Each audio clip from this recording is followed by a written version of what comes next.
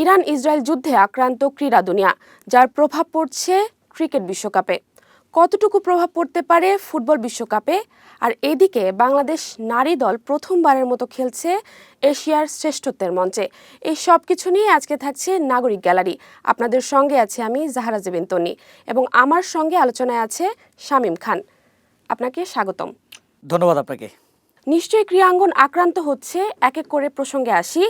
চলমান টি-20 বিশ্বকাপ আসলে কতটুকু এর প্রভাবে পড়েছে এবং এ প্রসঙ্গে আপনি কি বলবেন? দেখুন, আপনি প্রভাবের কথা বলেছেন। অবশ্যই এই যুদ্ধের ফলে কিন্তু টি-20 বিশ্বকাপে খেলা যেই দেশগুলো রয়েছেন, বিশেষ করে সুপার 8-এ যারা খেলেছেন, তাদের মধ্যে কিন্তু বেশ একটা প্রভাব পড়েছে। আমরা সর্বপ্রথম জেনেছি জিম্বাবুয়ের কথা। জিম্বাবুয়ে দল কিন্তু সুপার 8-এ তারা খেলেছেন। খেলার পর সর্বশেষ রোববার তারা সর্বশেষ ম্যাচ খেলেছেন। অতঃপর কিন্তু তারা দেশে ফেরত যাওয়ার কথা ছিল, কিন্তু তারা সেটা যেতে পারেননি। ইতিমধ্যে ভারতে তারা অবস্থান করছেন এবং দিল্লিতে তাদেরকে বিশেষ নিরাপত্তা দিয়ে রাখা হয়েছে আইসিসির তত্ত্বাবধানে। এবং তাদের নিরাপত্তা তো অবশ্যই, যেহেতু তারা আইসিসির অধীনে ক্রিকেট খেলছেন এবং বিশ্বকাপ খেলছেন, তাদেরকে তো নিরাপত্তাটা অবশ্যই আইসিসি দেবেন।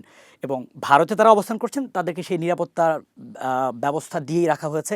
পরবর্তীতে আমরা যে খবরটা পেয়েছি, ওয়েস্ট ইন্ডিজ এবং ভারত সর্বশেষ যে সুপার 8 ম্যাচ খেলেছে, সেখানে ওয়েস্ট ইন্ডিজ কিন্তু বিদায় নিয়েছে।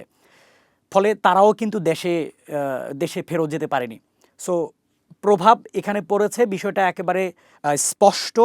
যে শুধু তাই না, যে জিম্বাবুয়ে এবং ওয়েস্ট ইন্ডিজ তাই না, এখানে কিন্তু সুপার 8-এর পরবর্তী যে আপনি সেমিফাইনাল এবং ফাইনাল যে যারা খেলছে, আপনি বিশেষ করে নিউজিল্যান্ড, ইংল্যান্ড, ভারত এবং দক্ষিণ আফ্রিকা, ভারত ছাড়া, অর্থাৎ ভারত এখানে হোস্ট কান্ট্রি, ভারত থাকছে, কিন্তু বাকি যে 3টা দেশ, প্রত্যেকটা দেশ কিন্তু তারা তাদের দেশে যাওয়ার জন্য মধ্যপ্রাচ্যের আকাশপথ কিন্তু ব্যবহার করতে হয়।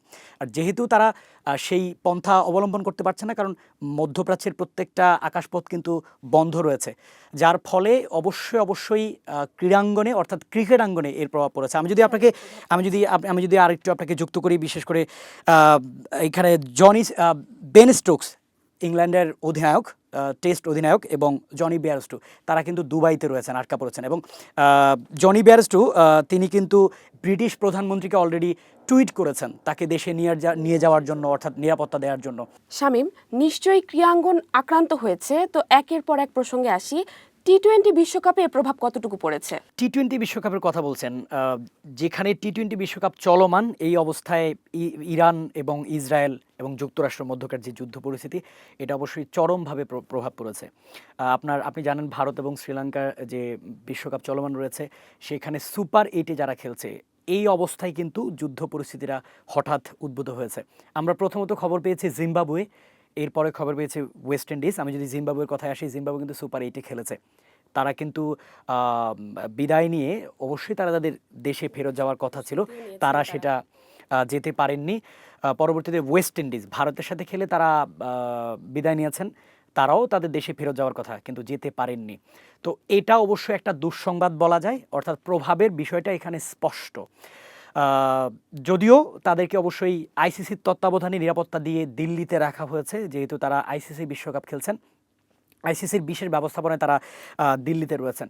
তো এখানে আসলে প্রভাবের বিষয়টা একেবারে স্পষ্ট। আমি যদি পরবর্তী প্রসঙ্গে আসি, সেমিফাইনাল এবং ফাইনালে যেই 3টি দল খেলবে ভারতের সঙ্গে, তো এখানে ভারত কিন্তু হোস্ট কান্ট্রি, অর্থাৎ ভারত তাদের নিজেদের দেশেই থাকবে, তাদের কোনো প্যারা নাই বা তাদের নিরাপত্তা নিয়ে কোনো শঙ্কা নেই। কিন্তু বাকি 3টি দল কিন্তু তারা মধ্যপ্রাচ্যের আকাশপথ তারা ব্যবহার করবেন।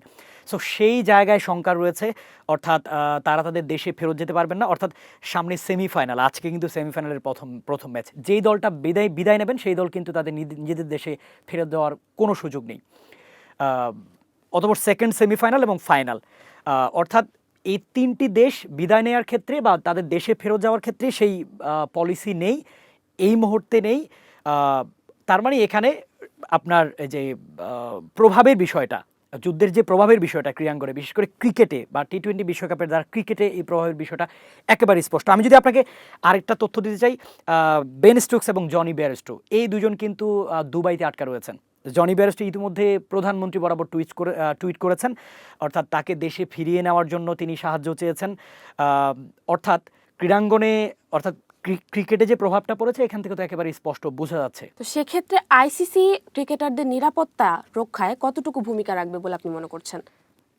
ইতিমধ্যে আইসিসি কিন্তু একটা বার্তা দিয়েছে। এখানে আইসিসি একটা বিবৃতি দিয়েছে। তারা বলছে যে মধ্যপ্রাচ্যের সংকটের সঙ্গে টুর্নামেন্ট পরিচালনা আসলে কোনো ধরনের সরাসরি সম্পৃক্ততা নেই। অর্থাৎ যুদ্ধের জায়গায় এবং টি-20 ক্রিকেটটা বা বিশ্বকাপটা যেটা চলমান রয়েছে সেটা সম্পূর্ণ সুষ্ঠুভাবে আয়োজিত হচ্ছে। তারপরও তারা স্বীকার করছেন যে এই রিলেটেড আয়োজক রিলেটেড যতগুলো পলিসি কাজ করছে সেখানে আসলে ব্যাঘাত ঘটছে। কোন জায়গায় ব্যাঘাত ঘটছে? কারণ বিশ্বকাপ ইতিমধ্যে শেষ পর্যায়ে। তারা অবশ্যই তাদের যে স্টেপটা সেটা হচ্ছে, আমি যদি আপনাকে একটা পলিসির কথা বলি, যে আপৎকালীন পরিকল্পনা। আপৎকালীন পরিকল্পনা হচ্ছে এটা একটা বিশেষ পরিকল্পনা। সেটা হচ্ছে সাধারণত একটা দেশে যখন আপনার দুর্যোগ কালীন সময়ে যে ঘটনাটা ঘটে, আপনি যদি ঘূর্ণিঝড়ের কথা বলেন, বন্যার আর কবলিত অবস্থার কথা বলেন, সরকার আসলে কী পদক্ষেপ নেয়? নিরাপদ স্থানে সরিয়ে নেওয়া, হ্যাঁ, তাৎক্ষণিক ঝুঁকি শনাক্তকরণ কিংবা বিকল্প ব্যবস্থা নেওয়া বা দ্রুত সাড়া প্রদান করা কেউ বিপদে পড়লে।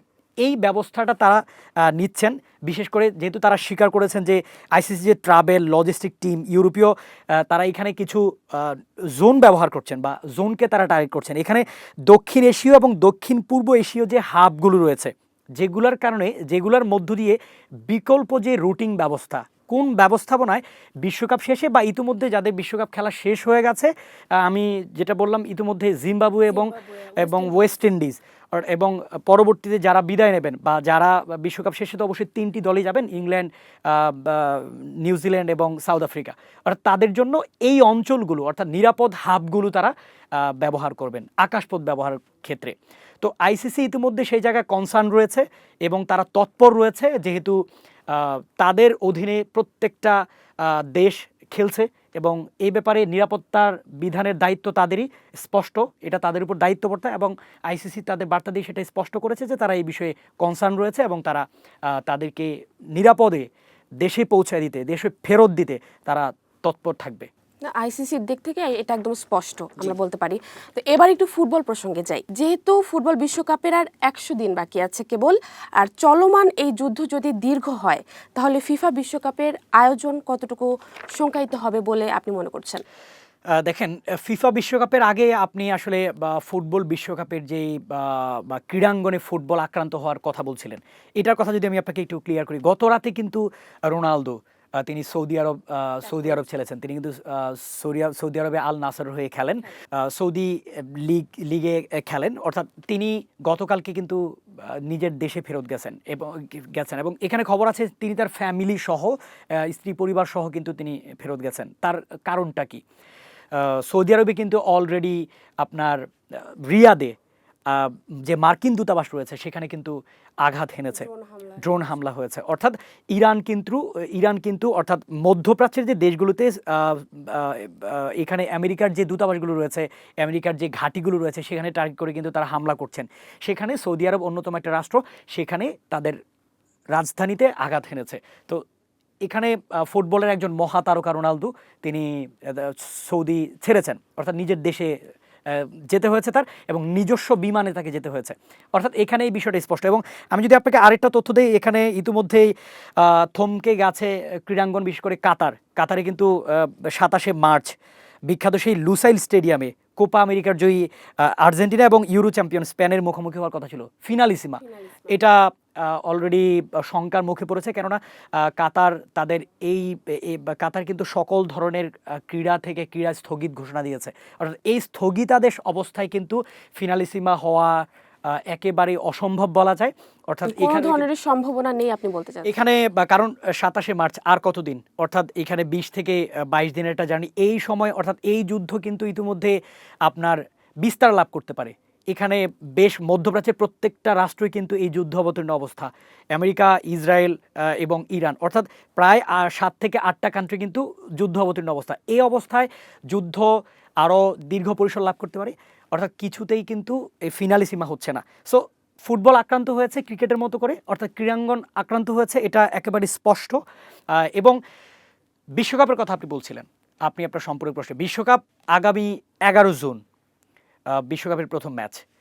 এই অবস্থায় আমার মনে হয় যুদ্ধ যদি দীর্ঘায়িত হয় বিশ্বকাপ আক্রান্ত হওয়ার শঙ্কা রয়েছে, যেহেতু আমেরিকা এখানে হোস্ট কান্ট্রি রয়েছে এবং আমেরিকা সরাসরি যুদ্ধ অবতীর্ণ অবস্থা, সেখানে বিশ্বকাপ আক্রান্ত হবে না কেন। এখানে আমি যদি আপনাকে বলি যে মধ্যপ্রাচ্যের দেশ সৌদি আরব, ইরান এবং কাতার কিন্তু তারা বিশ্বকাপ কোয়ালিফাই করেছে, তারা খেলবে, তো তারা ইতিমধ্যে যুদ্ধাবস্থা। তাদের কিন্তু বিশ্বকাপ খেলা তো দূরের কথা, তাদের আসলে দেশের যেই সার্বভৌমত্ব, স্বাধীনতা, এটা নিয়ে একটা টালমাটাল পরিস্থিতি। সেক্ষেত্রে ইরান কি যাবে বিশ্বকাপে এবার, আপনার কি মনে হচ্ছে? দেখেন, ইরান ইরান যেহেতু ইতিমধ্যে এই যুদ্ধে তাদের যে প্রধান ধর্মীয় নেতা আয়াতুল্লাহ আলী খামিনি, তিনি কিন্তু নিহত হয়েছেন, অর্থাৎ তারা তাদের শীর্ষ নেতাকে হারিয়েছেন। এই অবস্থায় তারা শোকাহত। তবে ক্রীড়াঙ্গনটা তো সম্পূর্ণ আলাদা বিষয়। ইতিমধ্যে কিন্তু ইরান আপনার এশিয়ান কাপ খেলতে গেছে অস্ট্রেলিয়াতে, যদিও অস্ট্রেলিয়াতে সেটা, বাট এখানে বিশ্বকাপ তো হবে আমেরিকায়, যুক্তরাষ্ট্রে। সো এই অবস্থায় এটা আসলে বলা কঠিন, আশঙ্কাজনক। এবং আপনি এই বিশ্বকাপের শুরু থেকেই কিন্তু একেবারে ড্র অনুষ্ঠান থেকে শুরু থেকে কিন্তু নিষেধাজ্ঞা দিয়েছিল, যদিও এই নিষেধাজ্ঞা পরবর্তীতে উঠিয়ে নেওয়া হয়েছিল। আমার মনে হয় আসতে পারে, তবে ফিফা তো চাইবে তাদের 100% অংশগ্রহণমূলক বিশ্বকাপ। ফিফা চাইবে তাদের যারা কোয়ালিফাই করেছে, কষ্টার্জিত তাদের যে অর্জন, প্রত্যেকটা রাষ্ট্র চাইবে যে তারা তাদের অর্জিত বিশ্বকাপ খেলতে। বাট এখানে এই ক্রেডিটটা আসলে ফিফাকে নিতে হবে, এই দায়িত্ব ফিফাকে নিতে হবে যে প্রত্যেকটা দেশের অংশগ্রহণমূলক বিশ্বকাপ হবে কিনা। তবে আমার যেটা মনে হয় প্রত্যেকটা দেশ আসবে, তবে শেষমেশ এরই মধ্যে যদি যুদ্ধ পরিস্থিতি, এখানে ডোনাল্ড ট্রাম্প তো একটা বার্তা দিয়েছেন। ডোনাল্ড ট্রাম্প অলরেডি একটা কথা বলেছে যে তারা খেললে খেললো, না খেললে নেই, এরকম একটি কথা উনি বলেছেন, এবং এটাও বলেছেন যে তারা এখন তাদের অস্তিত্ব রক্ষায় ব্যস্ত। তো সেক্ষেত্রে আপনি কি বলবেন? অর্থাৎ ডোনাল্ড ট্রাম্প এখানে উস্কানি দিয়েছেন, অর্থাৎ ট্রাম্পের উস্কানিতে ইসরায়েল এই হামলা করেছে। প্রথম হামলা তো ইসরায়েল করেছে, এবং ট্রাম্প উস্কানি, এখানে ট্রাম্প হচ্ছে মদতদাতা, অর্থাৎ আমেরিকা তাদের মদতদাতা। অর্থাৎ এই জায়গায় বিষয়টাই একেবারে স্পষ্ট যে তারা একটা ডোন্ট কেয়ার মোড, অর্থাৎ তারা আসলো কি আসলো না দেখার বিষয় না। অর্থাৎ যুদ্ধটাকে যে তিনি খেলায়, অর্থাৎ ক্রীড়াঙ্গনের সঙ্গে উস্কানি দিয়ে যুক্ত করতে চাচ্ছেন, এই বিষয়টা তো এখানে স্পষ্ট।